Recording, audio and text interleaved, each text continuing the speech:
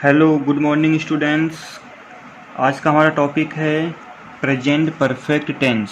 यानी हम लोग टेंस के बारे में बातचीत कर रहे थे, टेंस के बारे में सीख रहे थे, और आज का हमारा जो टॉपिक है वह है प्रेजेंट परफेक्ट टेंस।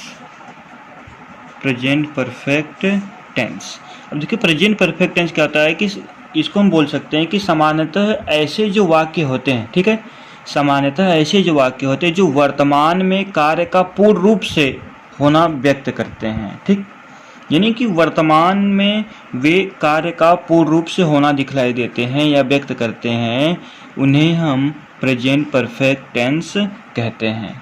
ठीक है, आई होप आपको ये बात क्लियर हुई होगी कि वर्तमान में जो कुछ भी पूर्ण रूप से हो जाता है उसे हम प्रेजेंट परफेक्ट टेंस के नाम से जानते हैं।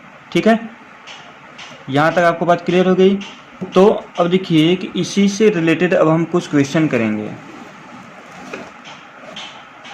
ठीक है, हाँ, तो आइए देखते हैं कि इसमें क्या क्या, और थोड़ा सा और डिटेल में हम आपको बता देते हैं कि जो इस तरह के वाक्य होते हैं, यानी प्रेजेंट परफेक्ट टेंस से के जो टेंस में, यानी प्रेजेंट परफेक्ट के टेंस में जो वाक्य आते हैं उनमें किसी भी या जितने भी कार्य होते हैं, ठीक है, वे पूर्ण समय में व्यक्त कर लिए जाते हैं, यानी कि उनमें समय के अंदर ही उस कार्य को पूरा कर लिया जाता है।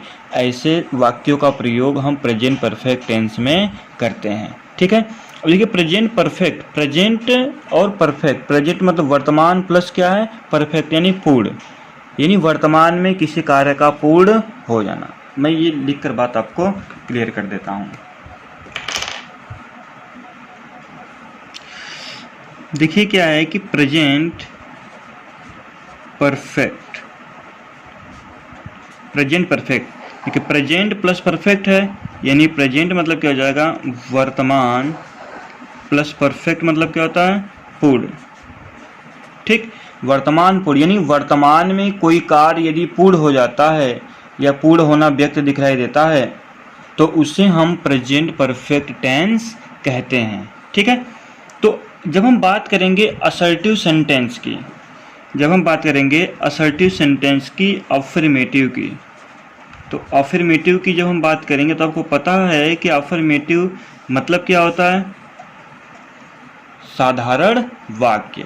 ठीक है, जब अफर्मेटिव की बात करेंगे जो हमारा स्ट्रक्चर बन जाएगा वह बन जाएगा subject plus has, have plus verb का थर्ड फॉर्म प्लस ऑब्जेक्ट। ठीक, अब देखिए ये हेल्पिंग वर्ब का हमने जिक्र किया है कि हेल्पिंग वर्ब क्या लगेगा, हैज, हैव। ठीक, तो मैं यहाँ आपको बता दूँ कि सिंगुलर सब्जेक्ट के लिए जब सब्जेक्ट क्या होगा, सिंगुलर होगा तो हम हेल्पिंग वर्ब लगाएंगे हैज, और जब सब्जेक्ट क्या होगा, प्लूरल होगा तो उसके लिए हम लगाएंगे हैव। और पूरे सेंटेंस में हमेशा हम वर्ब का थर्ड फॉर्म ही नोट करेंगे, यानी वर्ब का थर्ड फॉर्म ही नोट करेंगे। आई होप आपको इतनी बात क्लियर हो गई होगी। ठीक है, तो देखिए कुछ नहीं है, तो अब देखिए जब ये स्ट्रक्चर हमारा बन गया तो अब इसके आधार पर हम कुछ क्वेश्चन को या कुछ सेंटेंस को ट्रांसलेशन करने की कोशिश करते हैं। ठीक, जैसे कि अगर मान लीजिए कि क्वेश्चन हो जाएगा कि मैंने लिख दूं यहाँ से, हाँ, मैंने लंच कर लिया है, मैंने लंच कर लिया है। तो देखिए अब इसकी जो पहचान होगी, यानी कि प्रेजेंट परफेक्ट टेंस की जो पहचान होती है वह ये है कि वाक्य के अंत में, यानी आपको वाक्य के अंत में चुका है, चुकी है, चुके हैं, या है, ई हैं, ये हैं, इत्यादि शब्द आते हैं तो उन्हें प्रेजेंट परफेक्ट टेंस कहा जाता है। ठीक है, मैंने लंच कर लिया है, तो ठीक है, तो मैंने का क्या होता है आई। अब देखिए आई हमारा सिंगुलर है कि प्लूरल है, जाहिर सी बात है प्लूरल है तो हम यहाँ पर प्लूरल के लिए हेल्पिंग लगाएंगे हैव, आई हैव। ठीक, कर लिया है तो लंच के लिए क्या लगाते हैं हम लोग taken, I have taken lunch, हमने लंच कर लिया है। ठीक, जैसे कि वे चले गए हैं, लिख देता हूं कि वे लोग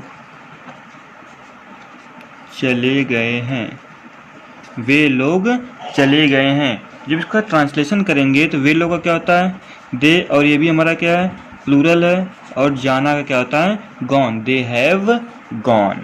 क्लियर? ठीक है, तो अब देखिए कि एक दो एग्जाम्पल मैं इस पर और लेकर आपको समझा देता हूँ, एकदम सरल सरल एग्जाम्पल रहेगा। ठीक, जैसे कि राकेश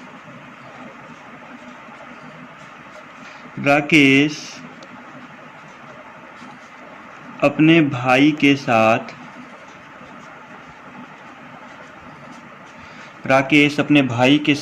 दिल्ली जा चुका है। राकेश अपने भाई के साथ दिल्ली जा चुका है। जब हम इसका ट्रांसलेशन करेंगे तो राकेश का क्या होगा, राकेश, और देखिए राकेश सिंगुलर है तो हैज लगेगा।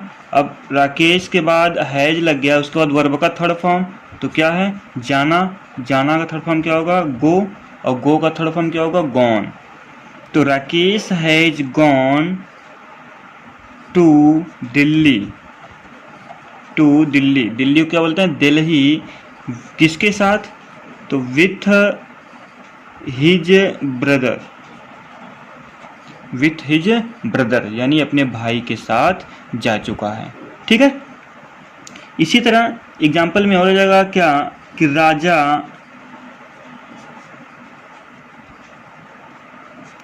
अपने शत्रु से हार चुका है। राजा अपने शत्रु से हार चुका है, तो राजा का स्पेलिंग क्या होगा द किंग, ये भी सिंगुलर है, द किंग हैज, हारना क्या होता है डिफीट, तो थर्ड फॉर्म क्या हो जाएगा डिफीटेड फ्रॉम, अपने शत्रु से, फ्रॉम हिज इनेमी। ठीक है, और यहाँ पर फ्रॉम में लिखकर टू वर्ड लिखेंगे तो ये ज़्यादा सुटेबल होगा, यानी कि डिफीटेड टू हिज इनेमी। ठीक, आपको बात क्लियर हो गई।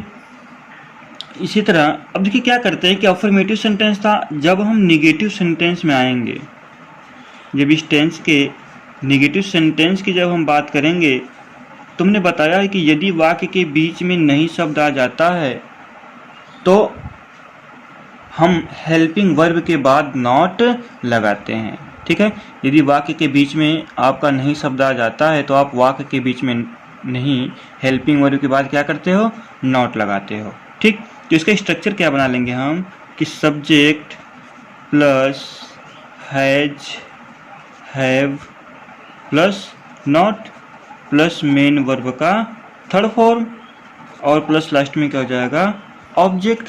क्लियर? अब इसको हम इस प्रकार से बना लेंगे कि ताकि जब हम दोबारा रिवीजन करेंगे ये हमको आसानी से दिख जाए।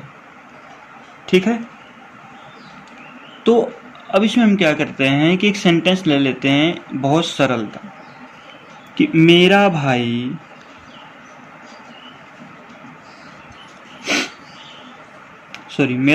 वहाँ नहीं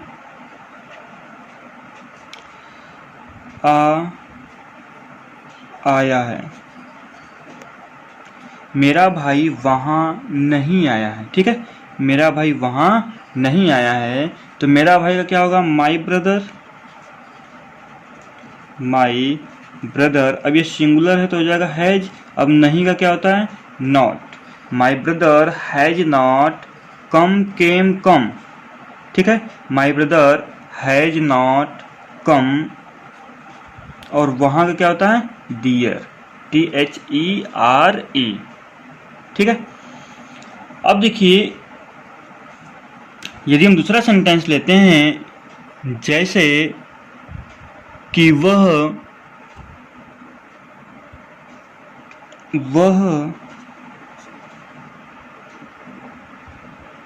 अपना पाठ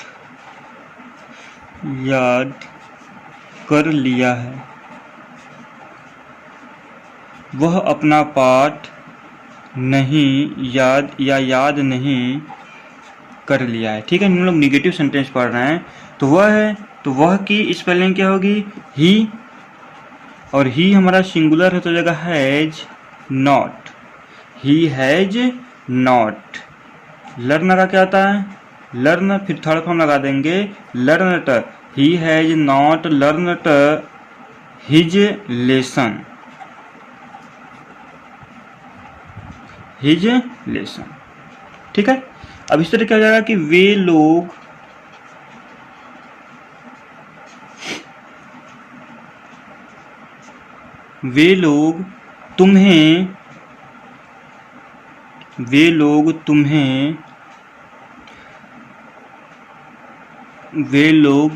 तुम्हें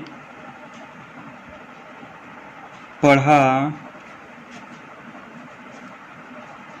चुके हैं।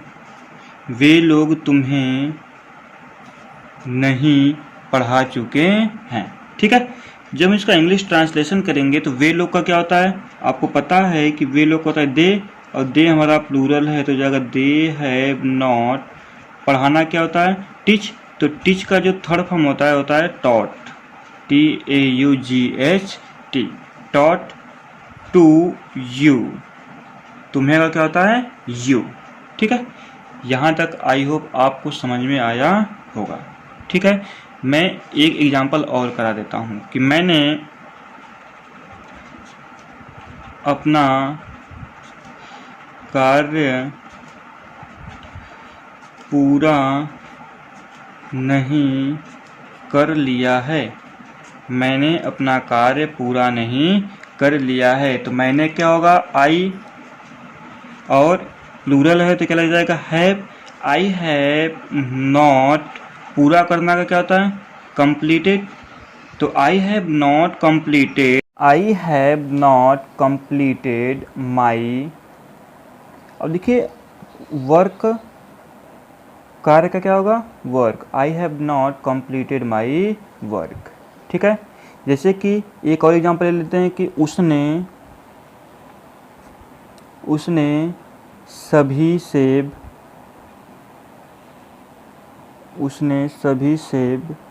खा लिए हैं। उसने सभी सेब खा लिए हैं। तो उसने का क्या होता है? ही, और सिंगुलर से क्या लगाएंगे? He has. खाना का इट, इट का थर्ड फॉर्म क्या होगा? इटेन। यानी he has eaten all the apples. Clear?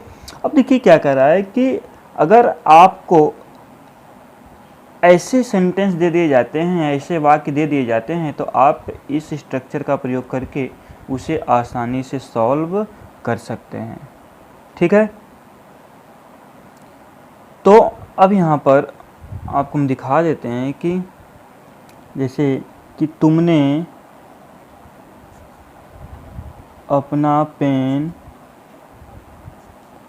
खो दिया। तुमने अपना पेन खो दिया है। ठीक, अब देखिए ये क्या था? अफर्मेटिव का था, और ये भी हमारा क्या है? अफर्मेटिव का है। हम आपको बस समझाने के लिए बता रहे हैं कि तुमने क्या हो जाएगा? यू, और यू हमारा प्लूरल है तो हैव। अगर नहीं रहता तो नॉट लगा देते हैं। ठीक है, खो दिया यानी लॉस्ट, और तुमने का या तुम का अपना के लिए क्या होगा? योर, और पेन का पेन हो जाएगा। आई होप आपको क्लियर हुआ होगा। ठीक है, अब देखिए क्या करते हैं कि इसी में आते हैं इंट्रोगेटिव सेंटेंस। Interrogative sentences. देखिए मैं आपको इंट्रोगेटिव सेंटेंसेस का 3 फॉर्मेट बताया था। ठीक है, कितने फॉर्मेट बताया था? 3 फॉर्मेट बताया था, तो जिसमें हम फिर से एक बार बता देते हैं कि फर्स्ट नंबर में यदि हेल्पिंग वर्ब से प्रारंभ हुआ, यानी कोई वाक्य यदि क्या से प्रारंभ होता है तो क्या की अंग्रेजी न लिखकर हम हेल्पिंग वर्ब को सबसे पहले लिखते हैं। तो हेल्पिंग वर्ब हमारी क्या है, हैज और हैव है। उसके बाद हम लिखते हैं सब्जेक्ट, ठीक। उसके बाद सब्जेक्ट के बाद क्या लिखते हैं, मेन वर्ब का थर्ड फॉर्म प्लस ऑब्जेक्ट, और लास्ट में क्या लगा देते हैं हम लोग, क्वेश्चन मार्क, ठीक है। सेकेंड रूल ये बताया था कि यदि कोई सेंटेंस मान लेते हैं कि वाक्य के बीच में प्रारंभ होता है, कब, क्यों, कहाँ, कैसे, ठीक है, यानी कि WH क्वेश्चन वर्ड यदि वाक्य के बीच में आते हैं तो उसकी अंग्रेजी सबसे पहले लिखते हैं। देखिए WH हो गया, WH क्वेश्चन वर्ड इसको बोलते हैं, यानी वेन, वाई, वाट, वेयर, ठीक है, हु, हुम, तो WH हो गया। इसके बाद हमारा क्या लगेगा, हेल्पिंग वर्ड सिंगुलर के लिए हैज लगेगा, प्लूरल के लिए हैव लगेगा, प्लस सब्जेक्ट लगेगा, प्लस मेन वर्ब का थर्ड फॉर्म लगेगा, प्लस ऑब्जेक्ट लगेगा, और प्लस क्वेश्चन मार्क लगेगा, ठीक।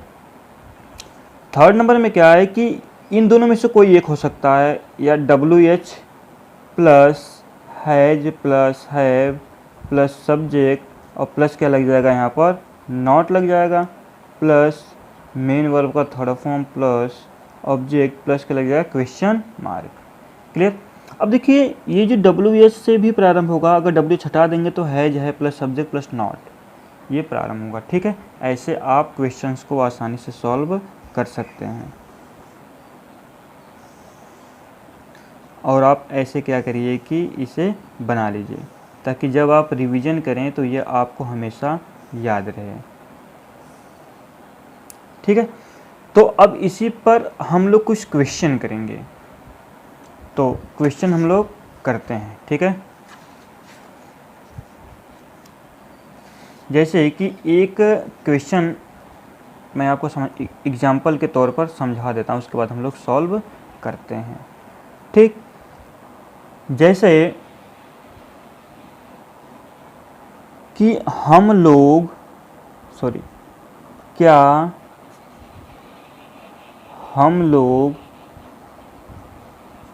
क्या हम लोग वहाँ जा चुके हैं, क्या हम लोग वहाँ जा चुके हैं, ठीक। तो क्या हम लोग वहाँ जा चुके हैं, अब देखिए जो हम लोग है ये क्या है, प्लूरल है, तो प्लूरल के लिए हम क्या लगाएंगे, हैव, प्लूरल के लिए क्या लगाएंगे, हैव, ठीक। मैं बताया था ना कि जब क्या से कोई वाक्य प्रारंभ होता है तो क्या की स्पेलिंग न लिखकर उस टेंस के हेल्पिंग वर्ब को सब्जेक्ट के अनुसार सबसे पहले लिखते हैं। तो हैव वी गॉन, और वहाँ का क्या होगा, डियर, लास्ट में question mark, have we gone dear, ठीक है। इसी तरह अगर कोई सेंटेंस हो जाता है कि क्या तुमने, मैं यहाँ लिख देता हूँ, क्या तुमने हैमलेट या गोदान, क्या तुमने गोदान पढ़ लिया है, क्वेश्चन मार्क, क्या तुमने गोदान पढ़ लिया है। गोदान आप लोग जानते होंगे एक उपन्यास है, और वो किसका है, मुंशी प्रेमचंद जी का, ठीक है। तो क्या तुमने, अब देखिए तुमने भी हमारा प्लूरल है तो हम लोग क्या लगाएंगे, हैव यू। अब देखिए पढ़ लिया है तो पढ़ना क्या होता है, रीड, और उसका थर्ड फॉर्म होगा रीड, रेड, लेकिन स्पेलिंग क्या होती है, सेम होती है। तो हैव यू रीड, अब गोदान का क्या होगा, गोदान, और लास्ट में क्वेश्चन मार्क लगा देंगे, ठीक है। आई होप आपको इतना समझ में आया होगा। फिर एक सेंटेंस कर लेते हैं, क्या कि मैं या मैंने उसे कब बुलाया है, मैंने उसे कब बुलाया है, तो कब क्या है, ये क्वेश्चन वर्ड है, तो कब की स्पेलिंग सबसे पहले लिखेंगे, क्या हो जाएगा, व्हेन। अब इस मैंने क्या है, प्लूरल है, तो when have I called to him, और लास्ट में क्वेश्चन मार्क। यानी व्हेन हैव आई कॉल्ड, देखिए वर्ब का हमेशा थर्ड फॉर्म लगता है, तो कॉल्ड टू हिम, ठीक है। इसी तरह एक और सेंटेंस मैंने लिख दिया कि जैसे वह आज समाचार पत्र क्यों लिया है, वह आज समाचार पत्र क्यों लिया है। अब देखिए क्यों वर्ड सबसे बीच में है, तो इसकी अंग्रेजी हम क्या करेंगे, सबसे पहले लिखेंगे। क्यों की स्पेलिंग क्या होती है, वाई। अब देखिए वह सिंगुलर है, तो वाई के लिए क्या लगेगा, सॉरी वह के लिए क्या लगेगा, has. Why has he taken, लेना क्या होता है, टेक, तो थर्ड फॉर्म में लिखना है, टेकन क्या, समाचार पत्र, टेकन अ न्यूज पेपर, और आज का क्या होता है, टुडे, और यहाँ पर क्या लग जाएगा, क्वेश्चन मार्क। आई होप आपको इतना क्लियर हुआ होगा, ठीक है। अब इसी तरह जैसे कि हमने एक सेंटेंस लिख दिया कि क्या तुम्हारी बहन आज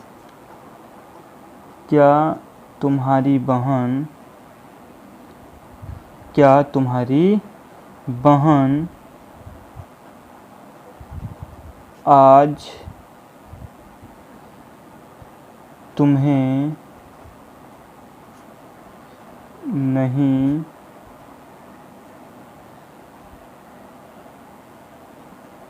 पढ़ा चुकी है। क्या सेंटेंस हो गया कि क्या तुम्हारी बहन आज तुम्हें नहीं पढ़ा चुकी है, ठीक। तो अब देखिए क्या से प्रारंभ है, तुम्हारी बहन है, तो देखिए जो योर का पैटर्न चलता है वह सिंगुलर में भी होता है और प्लूरल में भी होता है, तो लेकिन यहाँ क्या है, सिंगुलर में है, तो हम क्या करेंगे, has your sister, has your sister. मैंने बताया था कि हेल्पिंग और प्लस सब्जेक्ट अगर नेगेटिव रहे तो सब्जेक्ट के बाद हम क्या लगा देंगे, नॉट। और देखिए बीच में नहीं शब्द आया है, तो हम लोग सब्जेक्ट के बाद क्या लगा दिया, नॉट, कि हैज योर सिस्टर नॉट, पढ़ाना क्या होता है, टॉट, टीच होता है, तो टीच का थर्ड फॉर्म क्या होगा, टॉट टू यू, और लास्ट में क्या लगा देंगे हम, टुडे। क्लियर, समझ में आ गया सबको। अब देखिए एक छोटा सा एग्जांपल मैं आपको और समझा देता हूं कि क्या वह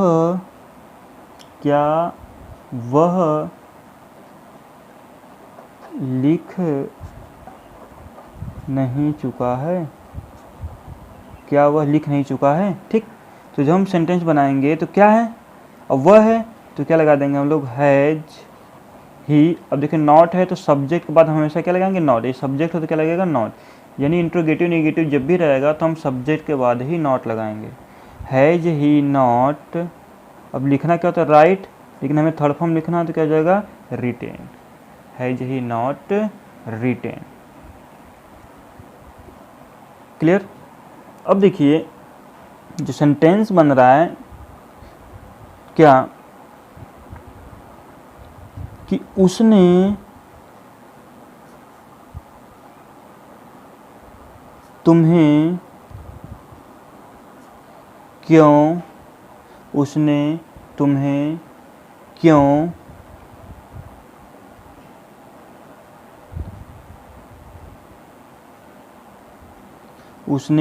क्यों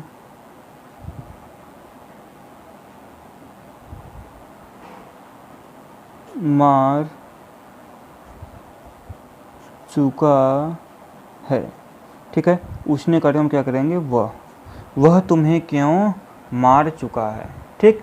अब देखो उसने या वह बात एक ही है, तो उसने क्या होगा, सबसे पहले क्या है, क्यों बीच में है तो हम लोग लिखेंगे